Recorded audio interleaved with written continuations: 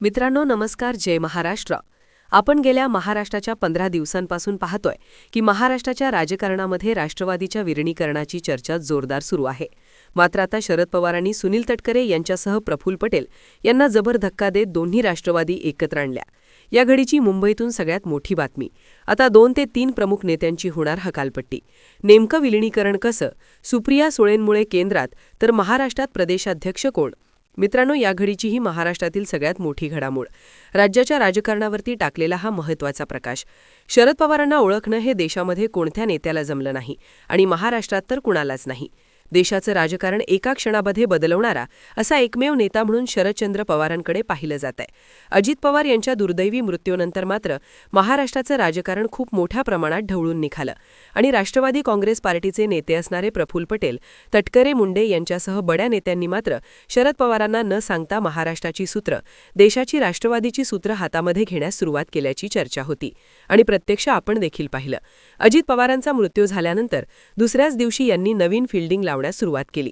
मात्र गेल्या 15 दिवसापूर्वीच राष्ट्रवादी काँग्रेस पार्टीत दोन्ही पक्ष एकत्र येणार ही चर्चा नव्हती, तर हे खरं ठरलं होतं.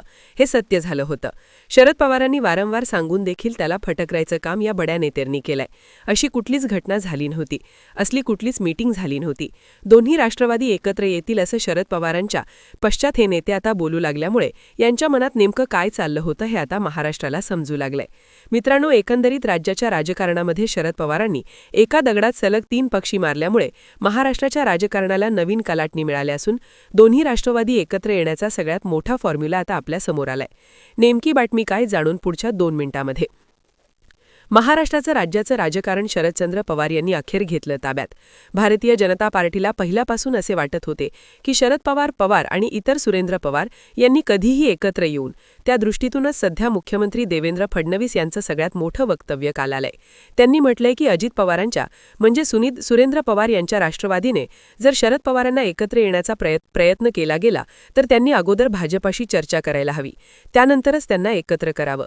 म्हणजे भाजपाला महाराष्ट्रातील बरे नेते एकत्र नकोयत, महाराष्ट्राला दोन्ही राष्ट्रवादी एकत्र आलेल्या भाजपाला नकोयत, सगळ्यांची घरं फोडायची, सगळ्यांचे पक्ष फोडायचे, या प्रकारचे उद्योग भाजपने गेल्या कित्येक दिवसांपासून महाराष्ट्रात चालू केले आणि अखेर त्यांना सर्वांना यश आल्याचं आपण पाहिलंय.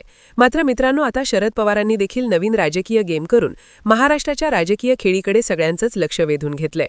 दोन्ही राष्ट्रवादीच्या विलीनीकरणानंतर काय ठरलं होतं याचा तपशील आता एबीपी माझाच्या हाती लागला होता. दोन्ही राष्ट्रवादीचं विलीनीकरण झाल्यानंतर ते महायुतीमध्ये सामील होणार होते. सुप्रिया सुळेंना केंद्रात मंत्रीपद तर राज्याच्या मंत्रिमंडळामध्ये शरद पवार गटाचा एक नेता असा प्रस्ताव होता. तसेच प्रदेशाध्यक्ष पदाचा अंतिम निर्णय हा शरद पवार घेणार होते असं अजित पवार आणि जयंत पाटील यांच्या बैठकीत ठरल्याची माहिती अखेर समोर आली आहे. अजित पवारांच्या निधनानंतर सुनी पवार यांनी उपमुख्यमंत्री पदाची शपथ घेतली. त्यानंतर शरद पवार गटाच्या नेत्यांनी दोन्ही राष्ट्रवादीच्या विलीनीकरणाची अंतिम चर्चा झाली होती असा दावा केला आहे. तशी एक बैठक जयंत पाटील यांच्या निवासस्थानी झाल्याची माहिती आता समोर आली आहे. जयंत पाटील यांच्या मुंबई येथील निवासस्थानी 23 डिसेंबर रोजी एक बैठक झाली होती.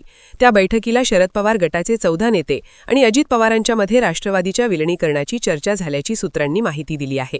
शरद पवार गटाच्या 14 नेत्यांच्या आणि अजित पवार यांच्यामध्ये सुमारे 2.5 तास चर्चा झाल्याची माहिती आहे.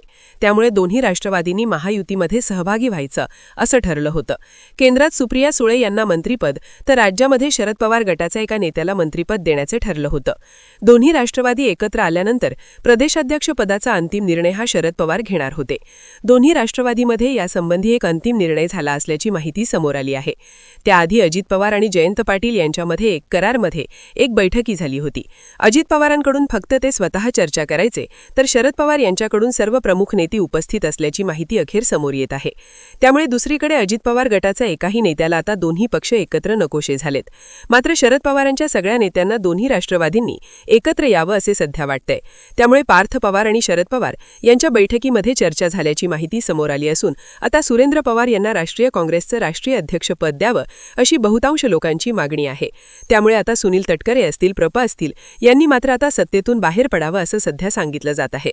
शरद पवारांनी सूत्र राष्ट्रवादीच्या हातात घेतली, त्यानंतर मात्र या सगळ्याच महत्त्वाच्या नेत्यांना पुन्हा शरद पवार बाजूला खेचतील, हीच या घडीची सगळ्यात मोठी बातमी आहे.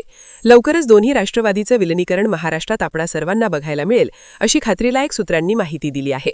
मात्र दोघांनाही सत्तेच्या ठिकाणी जावं लागेल, ही देखील तेवढीच महत्त्वाची अपडेट आहे. मित्रांनो, या सगळ्या घडामोडी महाराष्ट्राच्या अजितदादा पवार यांच्या जाण्यानंतर घड लागल्यात. आता मात्र कोणते 4 नेते आहेत, त्यांची आता शरदचंद्र पवार हकालपट्टी करतात, ते येणारा काळ ठरेलच. परंतु प्रमुख महत्त्वाचे नेत्यांना टार्गेट शरद पवार करतील, ही देखील तेवढीच महत्त्वाची बातमी आपल्या समोर येते. मित्रांनो, याबद्दल आपल्याला काय वाटतंय, आपण देखील आपल्या यावरती प्रतिक्रिया व्यक्त करा. दोन्ही राष्ट्रवादी काँग्रेस पार्टी अजित पवार यांच्या जाण्यानंतर दोन्ही पक्षांनी एकत्र येऊन महाराष्ट्राचं राजकारण आपल्या हातात घ्यावं का? आपल्या प्रतिक्रिया द्या.